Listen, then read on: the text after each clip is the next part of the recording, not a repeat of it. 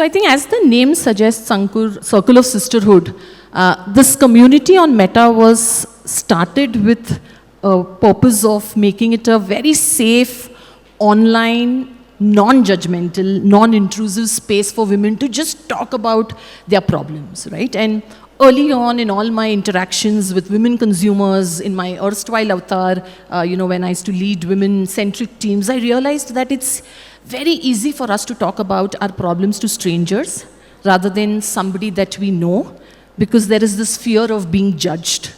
And so essentially to eliminate this fear of being judged and honestly go out there and seek help and support from experts, which is our doctors, is the ethos about building Circle of Sisterhood. Started with about 4 members, purely organic, never ran any kind of boost posts, promotions, no freebies, grew it organically with solid value addition about what to expect. Aayush spoke about the fact that how do women know they're coming closer to menopause? How do you track your ovulation when it's very important to fertility?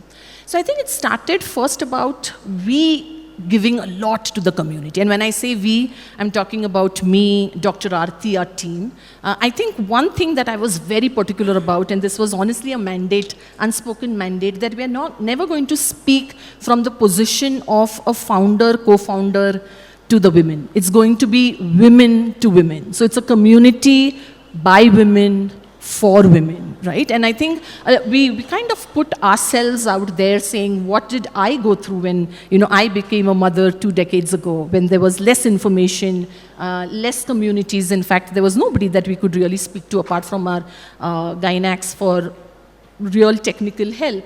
And over a period of time, I realized that it's actually the Bharat women who stay in large families, who have a large social circle, yet find it extremely comfortable to come and discuss about their most intimate problems in this community. And I think by virtue of it, the beauty of what happened was today all our user testimonials since the last 5 years have been from what I call real women, real stories. Women who have consumed our medicines, whether they've seen a difference, they've not seen a difference. We bear it all. And in the community, there are no filters, right? We moderate it to some extent, but honestly, we also get beaten down when, like he said, it's going to take time to show results. So women expect results in 3 months, and then they think this medicine doesn't work. And they come out there and tell us this medicine is not working. So it was we who used to tell them what to expect, but now I think we've created advocates within the community, and those advocates respond to them. And the entire user testimonials comes from this community. So, I earnestly hope that we are the largest online community on Meta, on menstrual and reproductive health. We are a strong 150K members, all organic, and I hope that we continue to remain the largest and grow stronger and more richer in terms of engagement. Yeah, actually our journey for the community was very different from Rachana's. Like, we actually didn't have to do much to create a community. In fact, our users created a community on Meta. And then we went to a user saying, hey, can you please give us admin rights to the community so that we can moderate it? So the user obliged and we got access. Now, our community is 25,000 members, but we got 600,000 comments last year. Right? You understand the engagement rates. On a community of 25,000 members, we have a 40% weekly active rate. Now, this does not, and we have thought a lot about why does this happen. And our thinking is the following. Let's say if you had a community of just, let's say, pregnant mothers. After a while, virtually all questions you can think of will get answered in the community, and that's where the engagement tanks. Right? So you will not see these kind of numbers.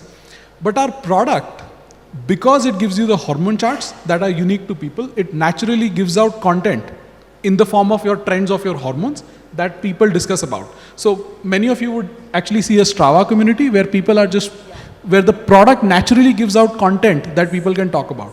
So we are lucky in that way that our product naturally gives out hormone charts which people can discuss the insights about. And so the content never stops, right? Like people will keep on getting their hormone charts every day, and that looks different. So there's more fodder to discuss about, and that loop continues, right? In fact, what we know that people in the community take 40% more tests in the first 2 cycles when they join the community than who are not. And today only a third of our users get on the Facebook group because some people are not comfortable sharing their private data on a Facebook group. Some people just don't want to be on Facebook and stuff like that, right?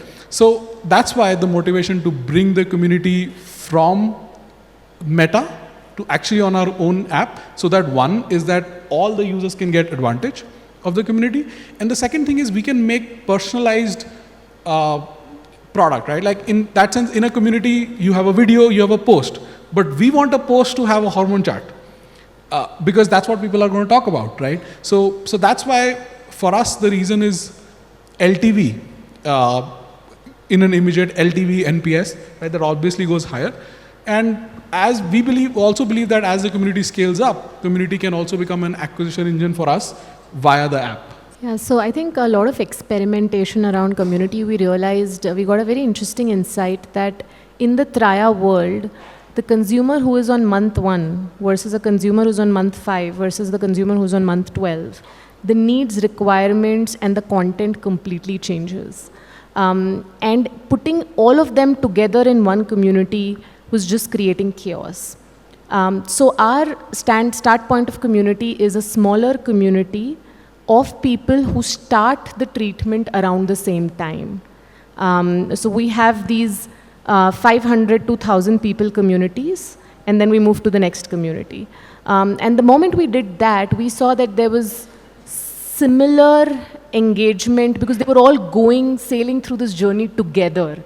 On problems that you faced in the first month, results that you see on the 5th month. So there's sort of bonding and engagement because they are all in this together.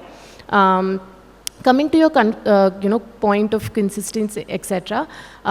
Training, quality, putting metrics around it helps us sort of ensure that there is. But a lot of work that Traya has to do is only in communities that just start. We see that month 2 onwards, it's less Traya and more people putting their user-generated content and answering each other that, hey, I used this hack, I did this. So it's less ownership on Traya to contribute to content. But like Rachana said, sometimes you get a customer who sees result in his 3rd month and starts sharing his regrowth pictures, which is motivating for others. And sometimes you get beaten down on the same 3rd month by a consumer who says, it didn't work. So that's the nature of community, but overall we see that people who are a part of the community, and there are good 3 lakh consumers who are actively in the community now, show better retention than people who are not. So Hrithik honestly happened very organically.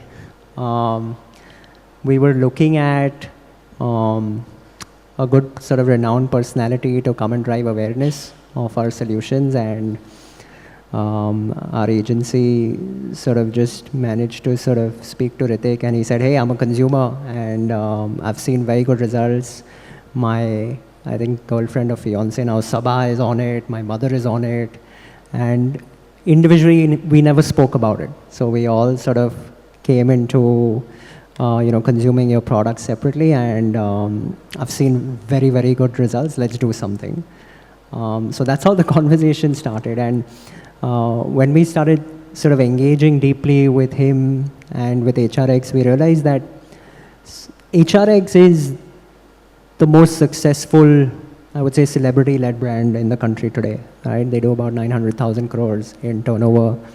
And he's obviously managed to resonate his personality very deeply into the brand and sort of resonates fitness in everything that they do. And for Metabolically Lean, which is our weight management solution, we thought there is obviously an inherent sort of synergy that can get built in, where we sort of latch on to HRX's community and sort of leverage that and build from there.